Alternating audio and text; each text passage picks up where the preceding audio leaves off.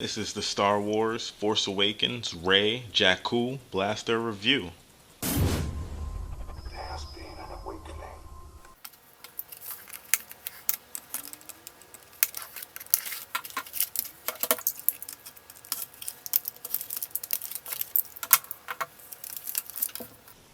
So in the box you'll find the blaster itself and 4 Star Wars Elite darts.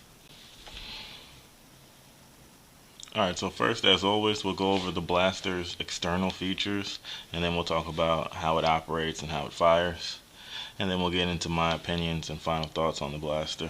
So, this is the latest Star Wars Nerf blaster. They're calling it the Rey Blaster. That's it. If you've seen the movie, Han Solo gives this gun to Rey, some point near the middle or towards the end of the movie, and it looks pretty accurate. This piece was not here. The gun kind of just came back like this in the movie, and obviously it didn't have a Nerf tactical rail on the bottom, but it's pretty accurate. It's pretty good, and the size is very nice, very large. So up here you'll find your muzzle. There's no connectivity features here. You cannot put extended barrels on here. Down here is the sole tactical rail. Back here is your firing trigger and your pistol grip handle. Up here is the slide. You can slide like this, and this seems to be some kind of jam clearing button here, and that's something they're starting to implement more frequently on blasters today. I guess they're finally admitting that, you know, these darts do jam up sometimes.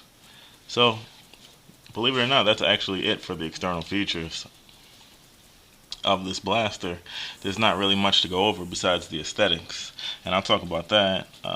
Like I said, it's pretty accurate, pretty screen accurate, and I like it. I think it looks pretty nice, especially if you're into Star Wars. You'll probably like this a lot.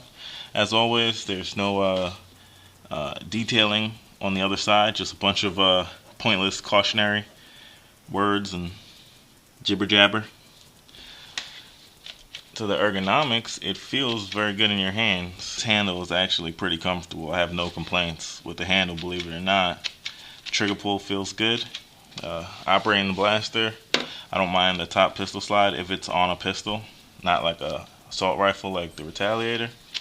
So I have no real complaints. It feels good. It's nice and thin. Look how thin it is. Solid construction, good paint. No complaints. So let's talk about how the blaster operates, how it functions. Now, honestly, I wasn't too interested in this blaster when I first heard of it, and what got me interested was I found out that this blaster is basically like an elite version of the MEGA Magnus. It has a 4-dart internal magazine here, and you load it by sliding the slide back like that and just pushing the darts down into the internal magazine. Loading these darts is much easier than loading huge mega darts.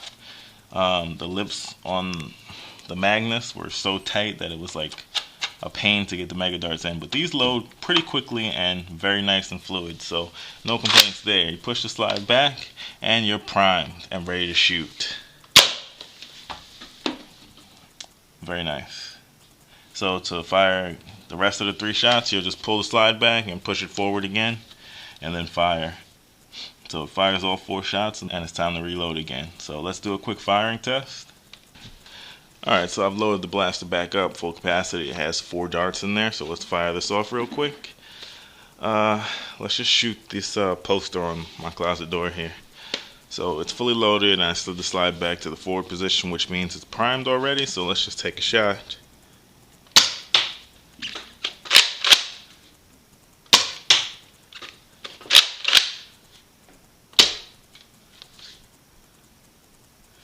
A jam. And it kind of wrecked the dart. Yeah, look at the way that dart flew.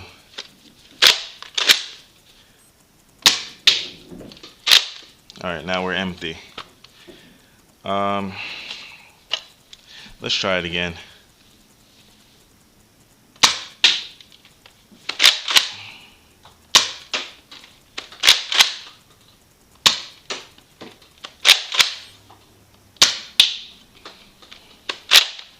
Well, it didn't mangle any darts that time, so that's good.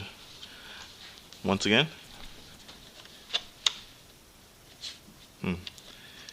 Now look at this. This is interesting.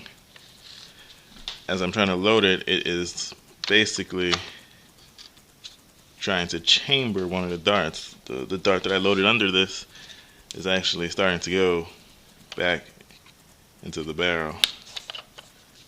That's probably what happened before that caused me to jam up.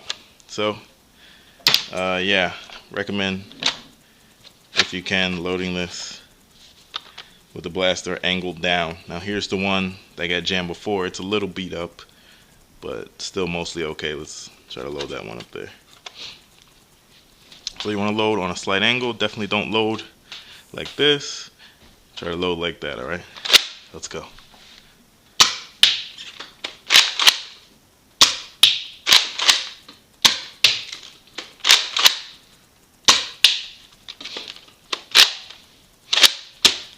So overall, what do I think of the Rey Blaster? Well, I love the movie, and if you did too, you probably enjoy owning one of these. The look and the feel of this blaster is definitely up to par with what you would expect from a Nerf, a functioning Nerf replica. So I have no real complaints there. There's no connectivity really besides this bottom tactical rail, but you don't need it on something that's basically a working prop. You don't really need that stuff. She didn't have it on the gun in the movie, so you don't really need too much on your blaster here. So no real complaints with anything like that. The look and the feel of the blaster gets thumbs up from me.